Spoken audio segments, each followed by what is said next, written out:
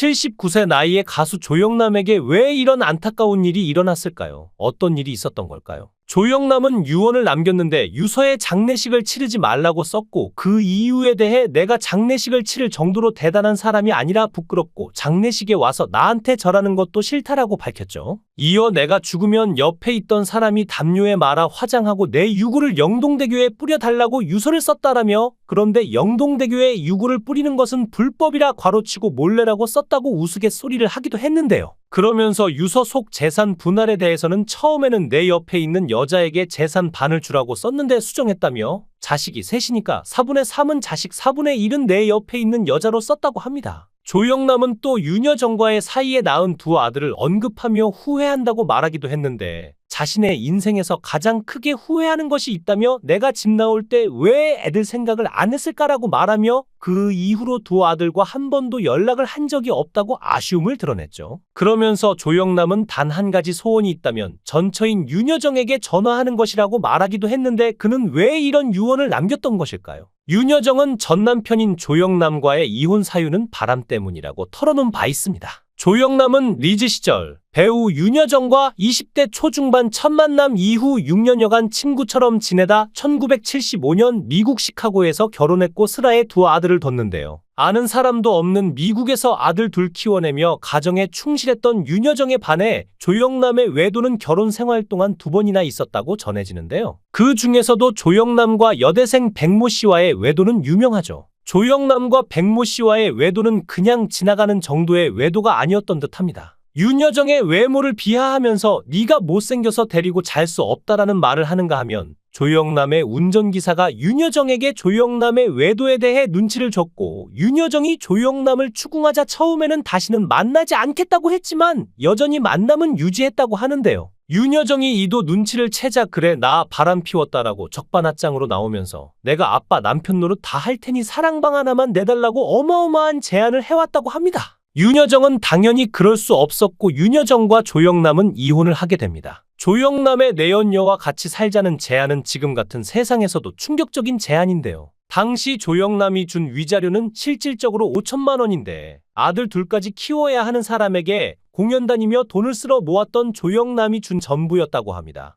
아파트 전셋값이 5,500만 원이라 윤여정 어머니가 부족한 500만 원까지 보태줘야 하는 상황이었다고 이혼한 뒤 여러 인터뷰들에서 많이 밝혔었죠. 참 힘드셨을 겁니다. 지금이야 인식이 이혼한 게 무슨 흠이냐 하지만 당시만 해도 이혼한 여자가 아이 둘을 키우면서 그것도 방송 생활을 하기란 녹록지 않았죠. 당시 이혼이라는 건 여자 연예인들에게 있어서는 약물 복용 같은 수위 높은 사고를 저지른 후 브라운관에 복귀할 수 있는지의 문제와 동급으로 여겨졌을 만큼 사회에서 매장당할 정도로 무서운 것이었는데요. 조영남과 이혼을 했던 윤여정 역시 그 때문에 매장당할 뻔했지만 본인과 가까웠던 김수현 작가 덕분에 생활 연기인으로 밑바닥에서부터 재기에 성공할 수 있었다고 하죠. 실제로 조영남은 인기가 절정이던 배우를 지옥불로 떨어뜨렸다는 소리까지 들었는데요. 조영남의 여성 편력에 대해서는 배우 양택조가 한번 언급을 하기도 했었는데 양택조가 하루는 아내와 KBS에 갔다가 대본을 받으러 들어가니 조영남이 여성 팬들 30여 명과 앉아서 폼을 잡고 있길래 조영남에게 아내를 소개시켜줬더니 조영남이 인사를 하고는 양택조에게 형수하고 몇 년을 살았냐고 물어보자 한 35년을 살았다고 대답을 했더니 조영남은 아니 어떻게 한 여자하고 35년을 살 수 있냐고 말해 양택조의 아내를 당황하게 만들었고 그 자리를 떠나고 양택조의 아내는 무슨 저런 게 있냐며 불쾌함을 드러냈다고 하죠. 조영남과 윤여정과 관련해 나오는 이야기는 모두 조영남의 입장에서 나온 말들일 뿐 윤여정은 먼저 얘기를 꺼낸 적이 없었고 기자들이 윤여정과 인터뷰를 하면서 관련 질문을 던지더라도 윤여정은 그 인간이 또 뭐라고 하고 다녔어요라고 물어보기는 할 뿐 본인은 먼저 하나라도 더 꺼내지 않았다고 하는데요. 왜일까요? 윤여정은 이혼 후 홀로 아이들을 키우며 그들 앞에서 어떤 모습도 가볍게 보이고 싶지 않았고 그녀의 방어적 태도는 어머니로서의 책임감에서 비롯된 것이었는데 자신의 사생활이 노출되어 아이들이 불편해질까 우려하며 대중의 시선에서 스스로를 보호하기 위해 선택한 삶이었죠. 그러나 조영남은 달랐습니다. 윤여정이 무릎팍도사에서 처음으로 이혼 이야기를 공개했을 때도 조영남은 그녀의 방송을 본 뒤 여기저기 역시 재치 있는 사람이라며 칭찬을 늘어놓았지만 이 칭찬조차 윤여정에게는 불편하게 느껴졌다고 하는데 단순히 그녀를 높이 평가하려는 마음에서 한 말이었겠지만 윤여정에게는 마치 자신의 이야기를 더 들추어내려는 의도처럼 보였던 것인데요. 조영남은 이를 모른 채 또다시 윤여정이 만약 입을 열었더라면 나는 사회에서 매장당했을 거야 라는 말로 자신의 자유로운 삶을 스스로 인정하기도 했습니다. 윤여정의 삶은 스스로 평창동 비구니로 표현할 만큼 무미건조하고 절제된 생활이었는데 화려한 사교나 낭만적인 일탈 대신 아이들을 키우고 연기에 몰두하며 자신의 길을 걸었고 주변에서 왜 그렇게 사냐고 물으면 나는 잘못을 못 본 척 못 지나가라는 대답을 했다고 합니다. 윤여정은 이렇게 무미건조한 삶을 살며 아이들을 키우면서 연기에만 몰입을 했기 때문에 오늘날 미국 아카데미 시상식에서 한국인 최초로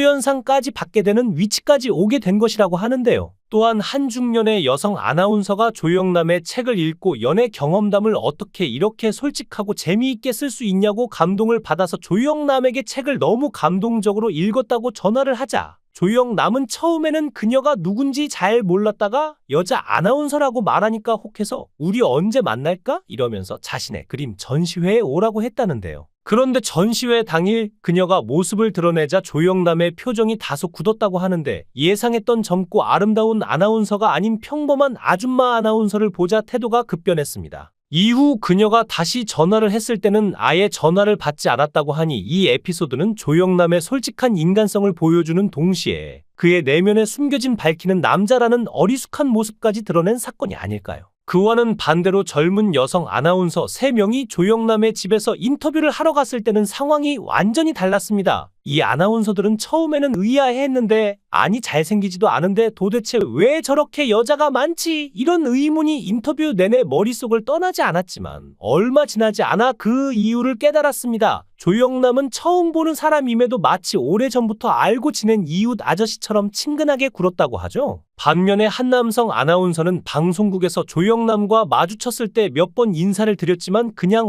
하고는 별 관심 없이 지나갔다고 하는데요. 얼마 전 조영남 씨가 오은영 박사의 금쪽 상담소에 출연한 적이 있습니다. 비호감과 불호의 상징처럼 되어버린 조영남은 한동안 힘들게 지냈다고 합니다. 그도 그럴 것이 대장 논란으로 인해 대법원까지 재판을 끌고 가야 했고 무죄 선고를 최종적으로 받긴 했으나 아직도 대중들은 조영남에 대해서 색안경을 끼고 보고 있기 때문인데요. 과연 이게 대중들만의 탓인가는 다시 한번 생각해 볼 필요가 있다고 이 지점에 대해서 오은영 박사가 냉정하게 꼬집어 주셨는데요. 최근에는 윤여정이 오스카 여우조연상 수상 이후 조영남이 이를 우아한 복수라고 이야기하면서 더 욕을 먹었었죠. 일단 오은영 박사님은 유머와 비유를 줄이라고 했으나 조영남은 상대방에 대한 배려가 전무한 사람으로 보이고 기본적으로 자기 위주로 생각하고 본인만을 위하는 사람이라서 남에 대한 배려 자체가 없다고 볼 수 있는데요. 특히 이런 성향은 자신이 이혼해서 집에서 나올 때 쫓겨났다고 하는 표현을 쓰는 것만 봐도 알 수 있죠. 분명 자기가 잘못해서 이혼을 한 것이면서 쫓겨났다고 생각한다는 것 자체가 얼마나 모든 일을 자기 위주로 생각하는 건지 알 수 있습니다. 그러니 자식들과의 관계가 좋을 리가 있을까요? 조영남은 가정을 회복하려는 노력 자체를 안 했고 심지어 재정적인 지원도 거의 하지 않아 윤여정이 단역부터 시작해서 온갖 고초를 당했으니까요. 그러면서 표현을 안 해도 자식들이 자신의 마음을 알아줄 거라고 생각하는 것 자체가 기본적으로 79년을 자기만을 위해 살아온 사람의 전형처럼 보입니다. 사실 이번 오은영의 금쪽 상담소를 보면서 조영남에 대한 조금 안타까운 마음이 들긴 했습니다. 저 나이대의 남자 어른들이 다 저럴 것 같기도 하고 제대로 대화하는 법도 모르고 그저 왕처럼 군림하면서 살아오다가 나이 먹어서 외로움을 느끼는 사람들이 많습니다. 바꾸기도 어렵지만 79세의 나이를 먹고도 오은영의 금쪽 상담소에 나와서 자신의 고민을 상담하는 걸 보면 아주 꽉 막힌 사람은 또 아닌 것처럼 보이기도 합니다. 조영남 씨,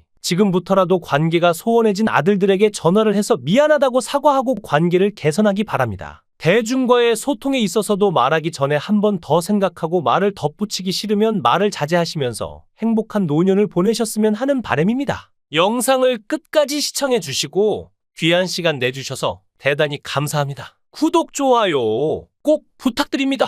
더 좋은 영상으로 보답하겠습니다. 거원행